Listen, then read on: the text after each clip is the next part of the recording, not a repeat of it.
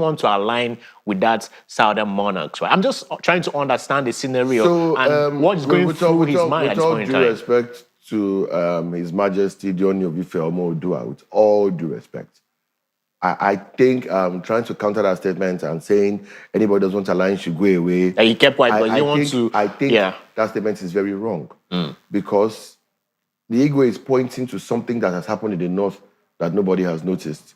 When you think of northern monarchs, you know, the head of the northern monarchs is our, by force, head of traditional rulers in Nigeria, the Sultan of Sokoto.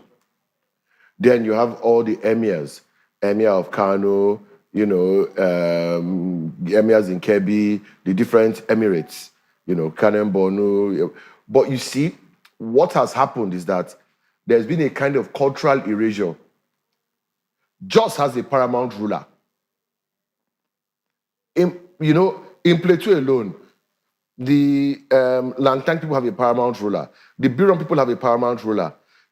In the cultures that cut across states like Taraba, Adamawa, and Bauchi, Borno, like the Marigi people, they have their paramount ruler. The TV have their paramount ruler. Idoma have their paramount ruler. These are all northerners that are neither Hausa nor Fulani. Where the Kaba people have their paramount ruler. The Nukwe have their Egi Nukwe, they have their... Where Okene has his paramount ruler. But traditional rulership in the north, in a cultural sense, we tend to think of sultan and emirs.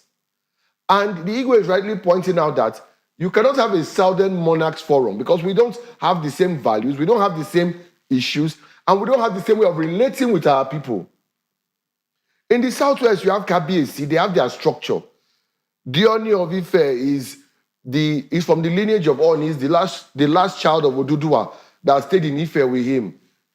The lineage of first sons is the Alaafin of Oyo. Then you have the different places like the Ibadan garrison that has the Olubadan of Ibadan. You have their structure. You have your Kabiyesi, you have your war chief, that's your Balogun, you have your Yalode, you have your Yaloja, you have your Otun, you have your Osi. All these guys sit with the Kabiyesi. But the Kabiyesi is the final maker. All these people are people he consults with.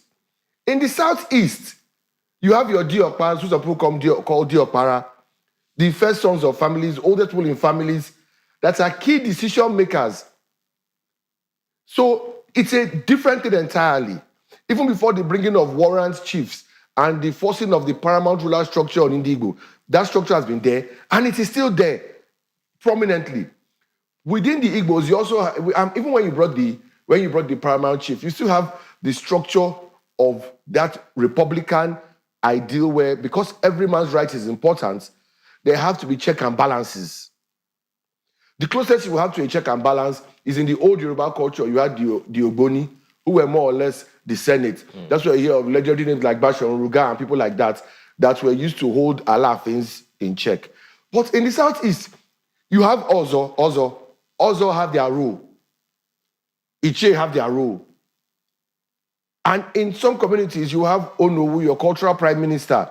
If you look at Onitsha, for example, everything is split almost to a military point where under the Obi of Onitsha, Agbogidi, you still have your prime minister, your Onowu, you have your Ajay, and you have your Odu, you have your senior chiefs, and then you have your other chiefs. So we have how we do things. They have how they do things. In the South, the monarchs are almost merged with spiritual entities. The Oba of Benin is divine. Same thing with the Kalabari people, same thing with Ijaw people. Their monarchs are divine beings. So you can't come and lump everybody. And when it's like chalk and cheese and say Southern Monarchs Forum, what you will have after a while is a kind of cultural erasure where some people become first class over the others. And as this has already happened politically, he's putting a warning that this can happen culturally. So I think rather than seeing it as an affront, because any affront gives the impression that you see yourself as being in position to be the head of Southern monarchs. The Ooni of Ife, Alaafin of Oyo, Oba of Lagos, Son of Ogbunechendo, they cannot be senior monarchs over the Obi of Onitsha or Igwe Orizu of Nnewi. It's not possible now. Or the Asaba of Asaba. Where does that come from? Or the Obong of Calabar. How? So these are the things that that need to be addressed. It's not that you are trying to bring any disunity. It is just that when people sit down, let's say people with common interests that create a policy that is necessary for their own area. Even things like the roles and rights of women are different in the culture. Because in Yoruba culture, the women, the power comes from inside the market. That's why you have Oloja, Iyaloja, Iyalode. That's where the power comes from. In the southeast, even at the level of the family, the Ada is the right hand of the father. So already from the family, women have a very, very high and very significant role in governance, because governance in Igbo land starts from the family. So this is what is being pointed out, and it's being looked at as quote unquote an affront. And I think that's what the Igwe had to put to everybody's face, that this idea of gaslighting Igbos, where we say, keep your head down, but keep your head to the ground, but don't complain of dust in your nose. That has to stop. All right. So very quickly, let's look at what the presidency said, at least 48 hours ago concerning this comparison between Mazi Nnamdi Kanu and Sunday Igboho. Now, this is coming from one of the essays to the president, Sunday Dare, and I'll take the statement directly in parts. He said that Nnamdi Kanu's IPOB movement involved elements widely associated with insurrection and direct confrontation against the Nigerian state. He also added that Kanu's rhetoric and actions escalated to calls that many viewed as inciting violence against the state and even against his own people in the southeast who defied orders.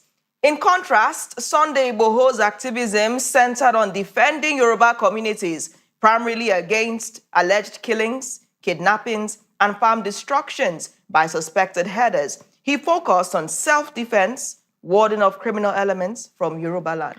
So he's going to summarize Sunday Igboho's entire law into the incident at Igbarapa, where they told the headers to stop killing people, and they went and they fought, they chased, they killed some headers. That's not the whole story. We pretend as if Sunday Igboho was not languishing in detention in Benin Republic when the president came back at the behest of the Nigerian government for actions against the state.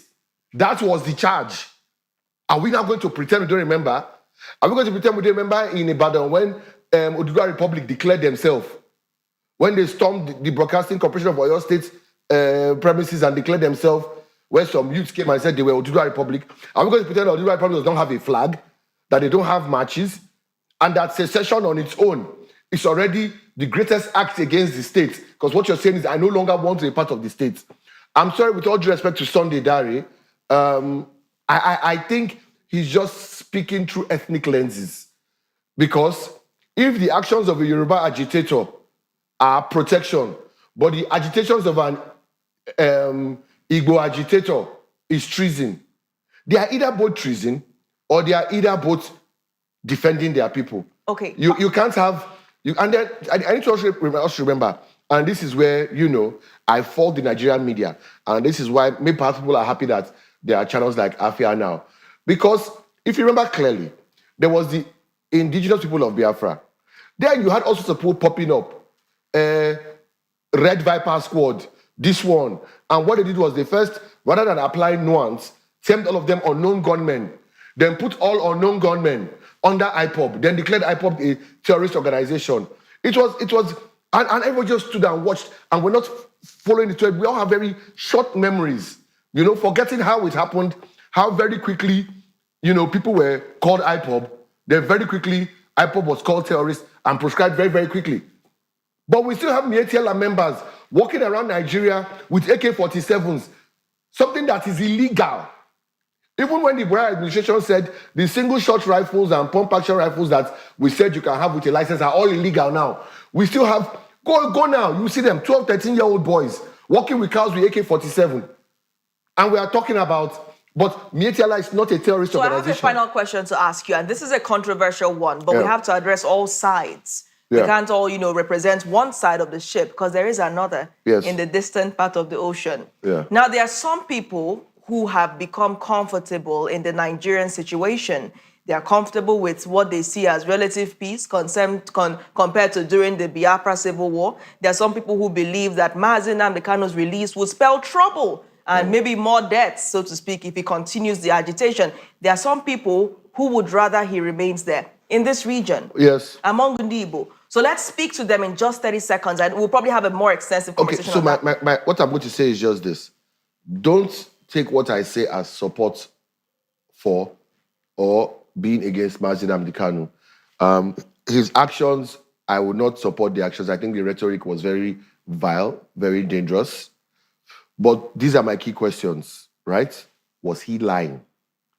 Did what he said will happen, happen? Has anything been done to address the issues that led to the creation of a character like Nnamdi Kanu? The answer, no, nothing has happened. Nothing has been done to address those issues. What he said will happen is happening. The marginalization, open tribalism, declaring an Igbo man can never be president. These are the things he was saying would happen. So if they are happening, and if nothing is being done to address the issues, what does keeping him away have to do? It's a hydra-headed problem. When Nnamdi Kanu was arrested, Simon Ekpa showed up. Now we have Gentle Yahoo. There will always be another person to agitate till the problem is solved. And that's a great way to end because we're out of time.